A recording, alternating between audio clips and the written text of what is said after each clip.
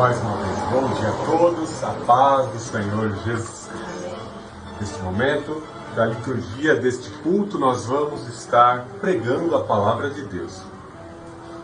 Por gentileza, todos abram as suas Bíblias no livro do profeta Amós. Hoje o livro é difícil de achar, né? Aqueles que fazem devocional diário não há dificuldade alguma, mas para aqueles que nos assistem aí pela plataforma do YouTube e não estão conseguindo encontrar, eu vou citar de cor os livros aqui, hein? Gênesis, Êxodo, Levítico, Número, Deuteronômio, Josué, Juízes, Ruth, Samuel, Reis, Crônicas, Esdras, Neemias, Esther, Jó, Salmos, Provérbios e Eclesiastes. Isaías, Jeremias, Lamentações, Ezequiel, Daniel, Oséias, Joel, Amós, Obadias. Fica antes de Obadias. Depois de Joel. Amém? Amós capítulo 9. Do verso 5 em diante. Amós capítulo 9, do verso 5 em diante. Pois o Senhor, ó Senhor dos exércitos, é o que toca a terra, e ela se derrete, e todos os seus moradores pranteiam, e toda ela se levanta como o Nilo, e diminui como o Nilo do Egito. Ela é que edifica as suas câmaras na terra, no céu, e firma a sua abóboda sobre a terra, chama as águas do mar, e as derrama sobre a terra. O seu nome é Senhor. Diz o Senhor, ó israelitas, não sois vós para comigo como os etíopes? Por acaso não tirei Israel da terra do Egito? E os filisteus de Caftor e os sírios de Quir? Os olhos do Senhor Deus estão contra este reino pecador, e eu o eliminarei da face da terra, mas não destruirei totalmente a casa de Jacó, diz o Senhor, pois darei ordens e sacudirei a casa de Israel em todas as nações, assim como se sacode grão na peneira, mas nenhum só grão cairá sobre a terra.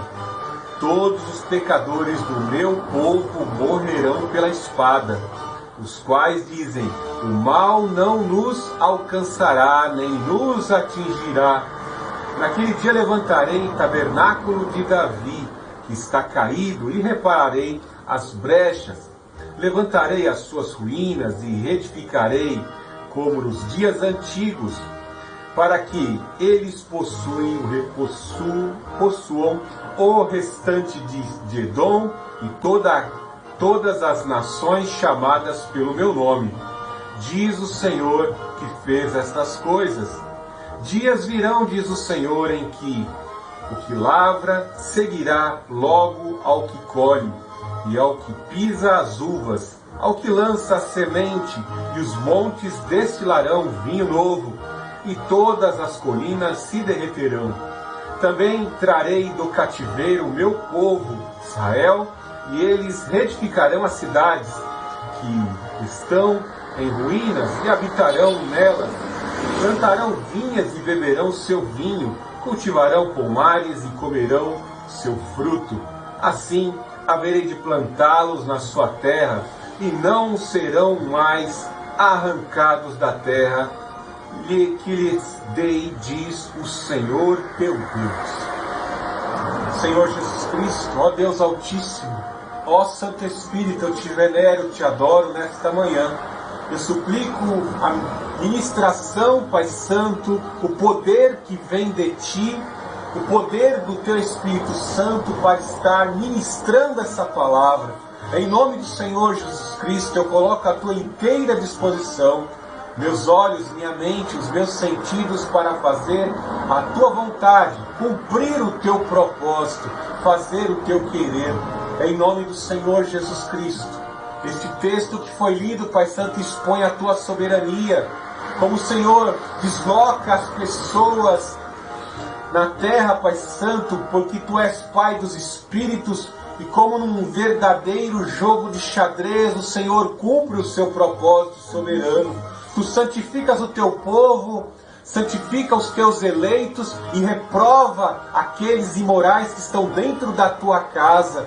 Tu és Deus que sacode, Pai Santo, como aquele lavrador, Pai Santo, e milagrosamente nenhum grão cai à terra, porque Tu tens poder para fazer milagres. Tu és Deus que traz à existência as coisas, o livramento, a salvação, sem haver provas visíveis do que o Senhor pode transformar, porque o Senhor traz à existência. O Senhor confunde os sábios, confunde os médicos, os doutores, porque Tu és Deus, juiz supremo, Tu és advogado supremo, Tu és intercessor supremo. Por isso te adoramos, a remanescente cristã Filadélfia te adora. Enxerta em nós, insere em nossas consciências esta palavra, e que o temor venha sobre as nossas vidas, para que vivamos uma vida de obediência e provemos da grandeza do Teu amor. Prenda no Senhor Jesus Cristo, ó Santo Espírito, pelos laços do Teu amor. Assim te pedimos, Senhor Jesus. Te amamos, te adoramos e te engrandecemos. Glórias ao Deus Altíssimo, glórias ao Senhor Jesus, glórias ao Santo Espírito. Amém. Que profecia maravilhosa que teve o seu cumprimento em duas datas especiais. Poderíamos dizer que Tiago, que era irmão do Senhor Jesus Cristo, que se converteu mais particularmente após o Pentecostes, no Concílio de Jerusalém, no ano 50, ele citou o texto de Amós, capítulo 9, do verso 11 e o verso 12.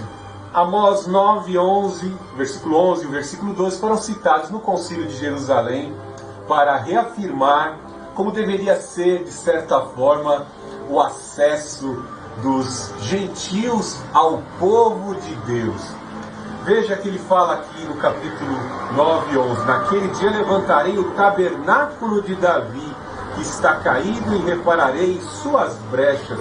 Levantarei as suas ruínas e reedificarei como nos dias antigos. Vemos que os reinos de Davi, em especial, que vinha mais adiante, o templo de Salomão, a grande cidade fortificada construída por Davi, foram derribadas. E o inimigo pensou, levando os filhos de Davi, da linhagem, para o cativeiro, o plano de salvação de um reino eterno poderá ser desfeito. Isso o inimigo, assim, deliberadamente planejou. Mas este plano caiu, foi por terra, foi dissolvido, porque o Senhor preservou uma remanescente através de Zorobabel, e o reino de Davi pôde permanecer. Visto que os reis que vieram de Zorobabel, depois do cativeiro babilônico, eles eram carnais, e o Senhor Jesus Cristo é um rei eterno, ele é o menino que nos foi dado, é príncipe, mas também é pai da eternidade. O Senhor Jesus Cristo não foi gerado por homens, ele foi gerado pelo Espírito Santo milagrosamente no ventre de uma virgem. Mas os pais tutores, o pai tutor, que viria ali a linhagem de José, foi preservada. E quando muitos pensaram que Israel não seria mais a vitrine do mundo e que o plano de Satanás assim foi destruído, Deus ali em Jerusalém derrama do seu Espírito, funda a igreja no dia de Pentecostes, 50 dias após a crucificação do Senhor Jesus Cristo. E depois de intensas perseguições, o Evangelho assim é propagado aos confins da terra. Começa-se o trabalho de evangelização intensa, que foi irrigado com o sangue dos apóstolos. Vemos que o Evangelho chegou aos confins da terra por meio da perseguição e por sacrifício de sangue dos apóstolos e comissionados. E assim se cumpre essa profecia. Agora, pela fé mediante Cristo, obedecendo ali aquelas ordenanças do Concílio de Jerusalém que a igreja deve se submeter, nós podemos fazer parte dessa extensão do tabernáculo de Davi. A casa de adoração que foi construída com o templo de Salomão, nós agora, assim como aquele templo foi enchido do Shocã, da glória de Deus, nós agora vemos que esta glória está sobre as nossas vidas, sobre a pessoa do Espírito Divino, como cumpriu a profecia de Jeremias: vos darei um coração de carne. Como diz a profecia de Joel: derramarei do meu Espírito sobre toda a carne. E assim nós somos testemunhas de Jesus. Atos 1:8. Vemos o cumprimento dessa profecia maravilhosa que foi escrita por Amós, e ela também, uma outra profecia que está aí no verso 9, no capítulo 9, no verso 14 e no verso 15. No 14 diz: trarei do cativeiro o meu povo Israel, e eles reedificarão as cidades. Como foi profetizado por Isaías e por Jeremias, o cativeiro babilônico duraria 70 anos. Isaías profetizou com 200 anos de antecedência aproximadamente o nome do Redentor, o príncipe Ciro. Ciro, o Senhor te chama pelo teu nome. Abrirei os portões de ferro de Babilônia, as trancas, e te darei os tesouros escondidos. Ciro assim foi levantado antecipadamente por um Deus Todo-Poderoso para resgatar o seu povo. Outros cativeiros houveram. Vemos que também, por conta do nazifascismo, muitos judeus se dispersaram pelo mundo. Mas algo maravilhoso, algo que talvez muitos pensavam: jamais Israel e a sua identidade religiosa e nacionalista seriam reorganizadas. Muitos pensaram: é o fim de Israel, é o fim, é o descrédito total às profecias do Senhor. Mas em 14 e 15 de maio de 1948, todos os judeus espalhados pelos 4 cantos da terra foram reorganizados pelo movimento sionista, e o Estado de Israel foi reinstituído novamente. E Israel está lá sendo protegido pelo Senhor. Os inimigos se levantaram com o intuito de frustrar esse plano, a implementação deste plano migratório de trazer os judeus para a sua pátria.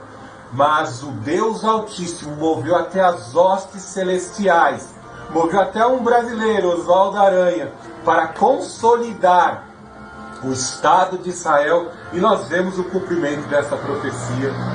Veja que no verso 13 ele fala de uvas, de riqueza, de prosperidade na lavoura. E quando vemos as imagens deste povo, principalmente os judeus foragidos do nazifascismo na Europa, quando vêm para a Terra Santa, eles vêm com esse intuito de plantar, de irrigar aquela terra, de tirar as pedras, de tirar os destroços e tornar aquela terra uma terra produtiva e uma terra próspera, como é até os dias de hoje. E as lavouras assim foram assim implantadas, e o fruto da lavoura veio expor como Deus pode tornar uma terra que já foi tão assolada pela destruição. Tantos povos inimigos tentaram ali conquistar aquela terra, mas o Senhor cumpre a sua palavra. É a terra que eu prometi a Abraão e a sua descendência, e eles não serão mais tirados dessa terra, está dizendo aí no verso 15, e não serão mais arrancados da terra, porque eu dei.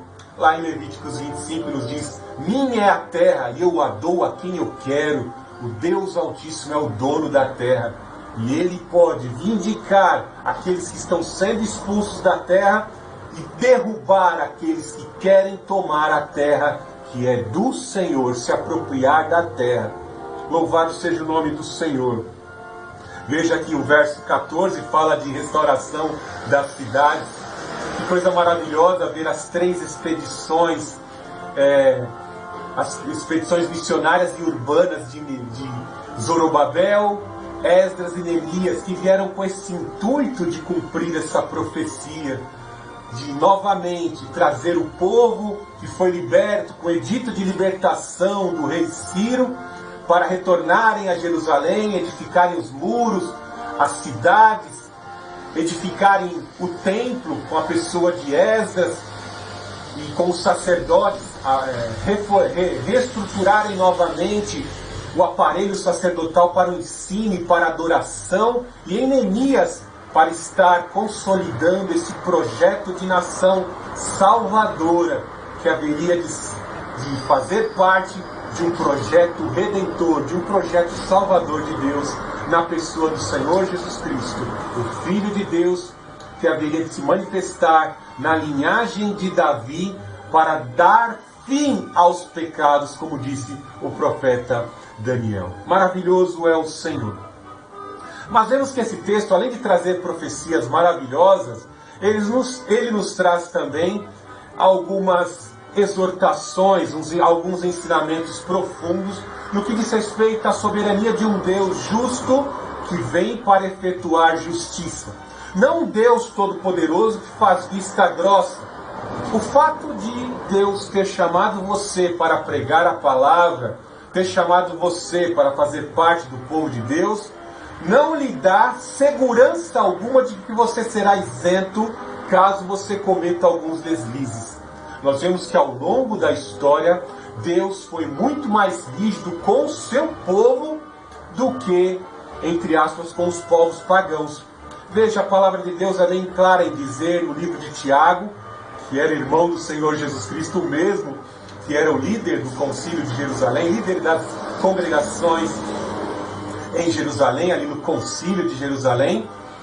E ali, Tiago afirma, né, que Deus tem ciúmes, né? Nós servimos um Deus, o Espírito em que vós habita sente ciúmes, e ele fala: vós, mestres, serei réu do mais duro juízo, indicando que a quem mais é concedido, muito mais será requerido. Então nós, mestres, temos um Espírito que nos ama e sente ciúmes, e que ele usará de mais rigor sobre as nossas vidas, nós, povo de Deus, com relação às pessoas do mundo que vivem na cegueira espiritual.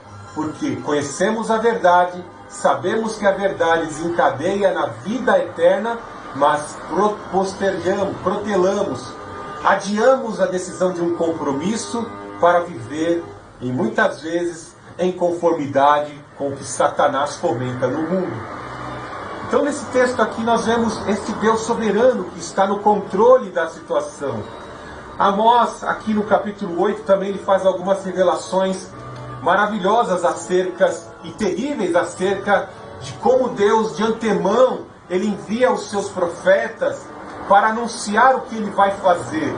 Porque, como eu disse, ele não está fazendo vista grossa às atitudes, às práticas abomináveis que estavam sendo praticadas.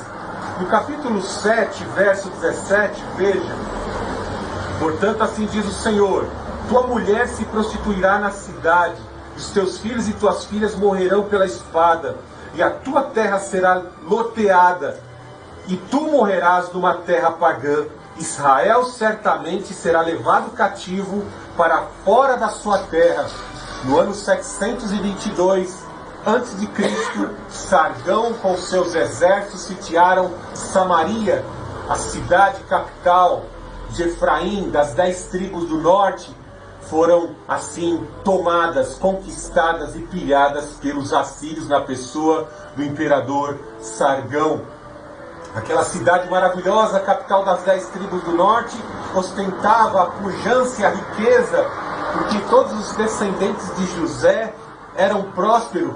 A tribo de Efraim era a tribo mais próspera, até mesmo do que Judá, que haveria de dar linhagem ao Messias que haveria de vir.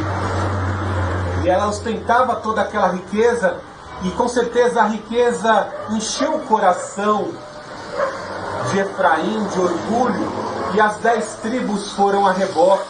Foram a reboque porque Jeroboão implantou o sincretismo religioso, e uníssono com todas as tribos praticou o ecumenismo, ou seja, indicando que a junção de credos religiosos, a reinterpretação da lei, a reinterpretação dos símbolos da adoração a Deus poderiam ser implantadas em Israel, e houve uma junção de credos religiosos, de cultos pagãos ao culto de adoração.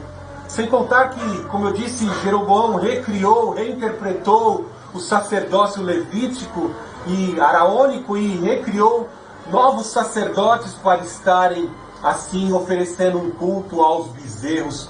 Foi-se resgatado aquilo que levou Deus a dizimar o seu próprio povo.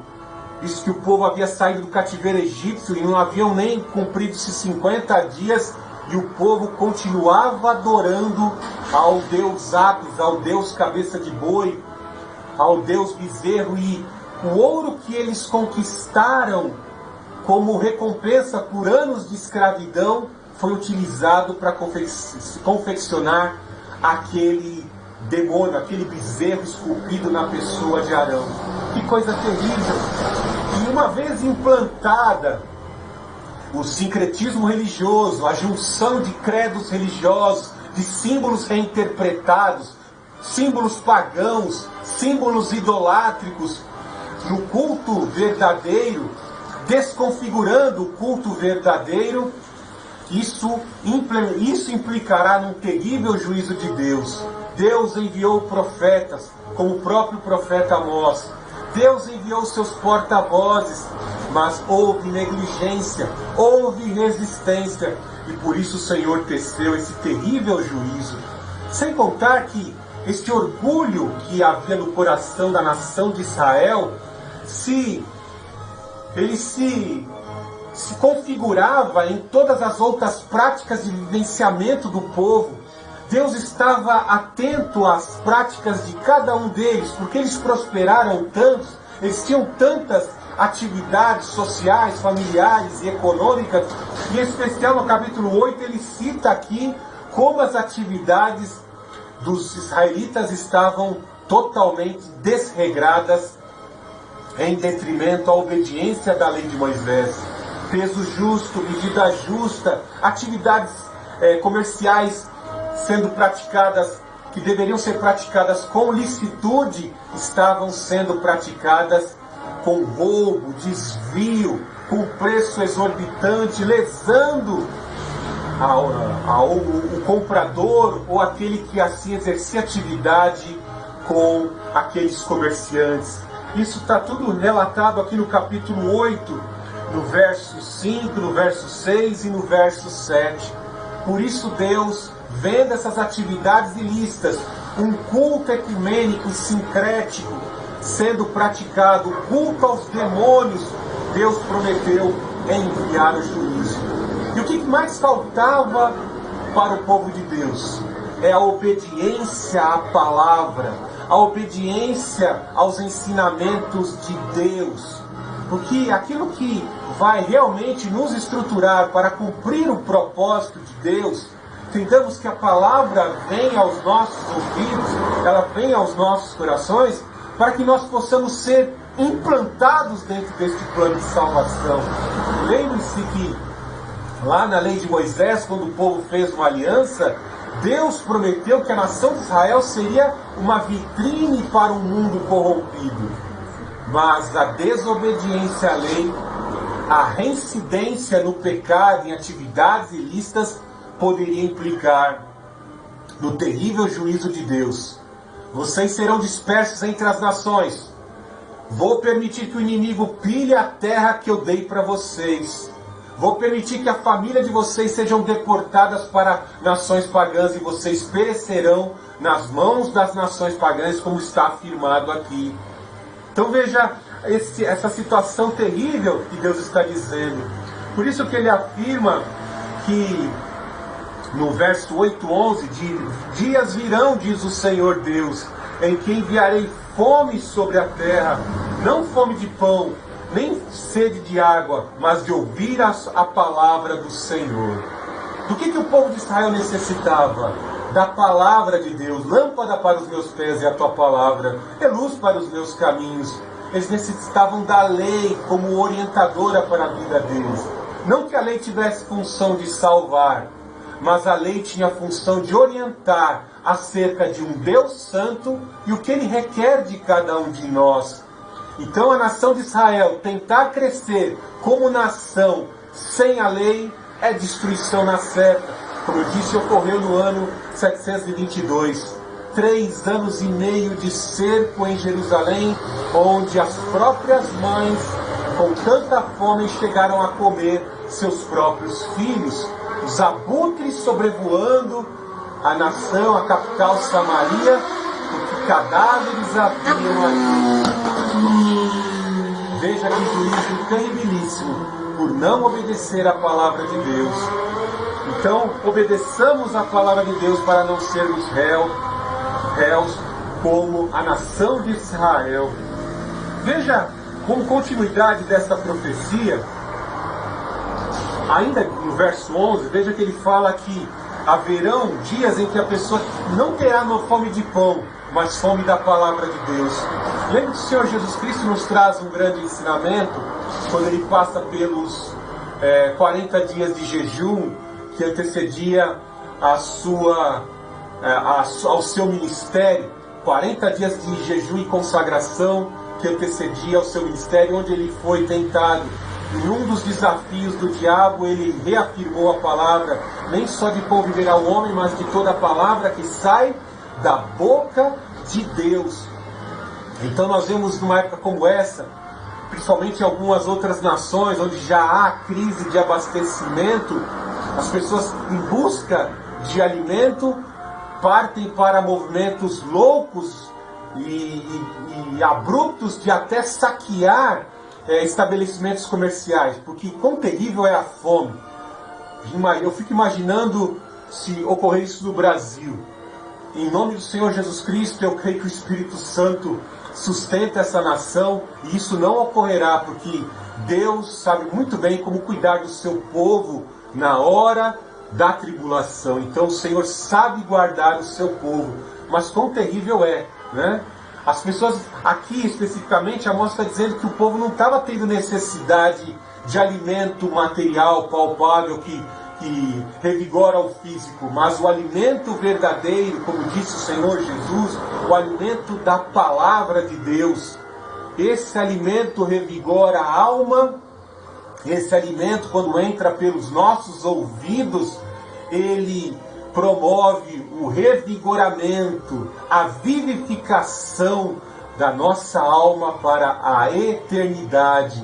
Ele realinha o nosso propósito com o propósito do Deus Altíssimo para sermos salvos. Se você quer ser salvo, coma da palavra de Deus, fortifique-se com este alimento que é a palavra de Deus para cumprir o propósito de Deus. Veja que o verso 9, como eu disse, é uma continuação desta profecia. E veja como o Senhor trabalha com alguns símbolos, algumas metáforas que vêm ilustrar como Deus abaterá o seu povo.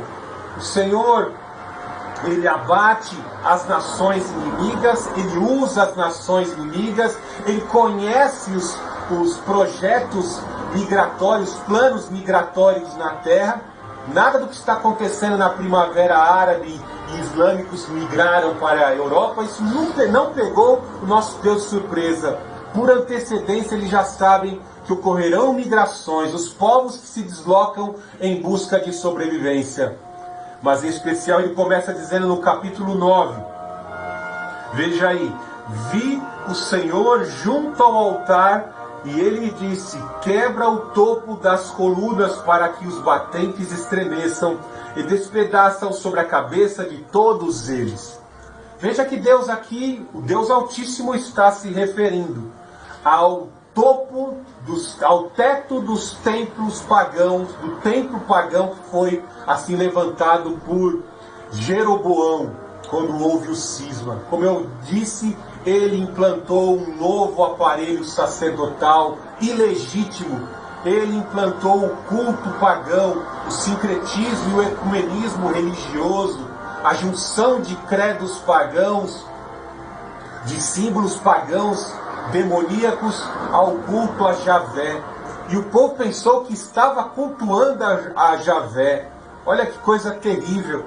E quando vemos aqui que Deus está dizendo quebra o topo das colunas, nos traz a lembrança de quando Sansão pede a vindicação ao Goel divino, ao vingador de sangue, pelos seus 2 olhos furados lá no templo de Dagon. Vemos que trouxeram Sansão para dentro do templo de Dagon para ali humilhá-lo, porque ele era o Redentor do Senhor, tipificava o Redentor do Senhor para trazer libertação ao seu povo. Mas o pecado e a negligência de Sansão o levaram ali a estar dentro do templo. E quando Sansão, arrependido, invoca o Goel para vingar os seus 2 olhos, depois de ter passado por uma terrível humilhação dentro do templo de Dagon, nós vemos que o Deus Altíssimo se manifesta com o seu poder. Com certeza, todos os generais e príncipes que estavam ali dentro daquele templo abominável não puderam sair, porque os anjos também desceram com espada desembainhada. Aqui Amós também cita que eu colocarei espada. Assim como Deus pôs espada na porta, na entrada do jardim do Éden, para que o homem não entrasse lá dentro do jardim, bem assim anjos com espadas, querubins com espada foram colocados para que ninguém saísse do templo. E o Senhor, com o seu poder, ministrou o telhado do templo, o teto do templo veio abaixo, e Dagon, com os seus adoradores, com os seus agentes, com os seus príncipes que ostentavam poder e riqueza, foram derrotados. Bem assim, o Deus Altíssimo fez com o templo em Betel. Vou derrubar a coluna. Quando uma casa perde a coluna, a casa automaticamente está fadada a desabar. Implicará na queda daquela casa. Lembra-se, em 1997, os prédios de Sérgio Naia que vieram abaixo? Até hoje os moradores daquele prédio reivindicam na justiça uma indenização pela perda dos seus bens. Todos que não trabalharam a vida inteira, né, compraram aqueles apartamentos, e os apartamentos vieram abaixo com aquele prédio do Sérgio Naia. Então veja que muitos pensavam estar servindo a Deus dentro de um templo religioso, como aquele templo pagão, e o templo seria destruído, como foi totalmente destruído, não da forma como Sansão propriamente, da mesma forma, mas foram destruídas quando os assírios vieram para dominar toda aquela região, porque a riqueza desses templos, objetos de ouro, foram dali pilhados na região de Betel. Algo de maravilhoso é que os profetas, eles veem Deus administrando o mundo no controle de todas as coisas. Isaías vê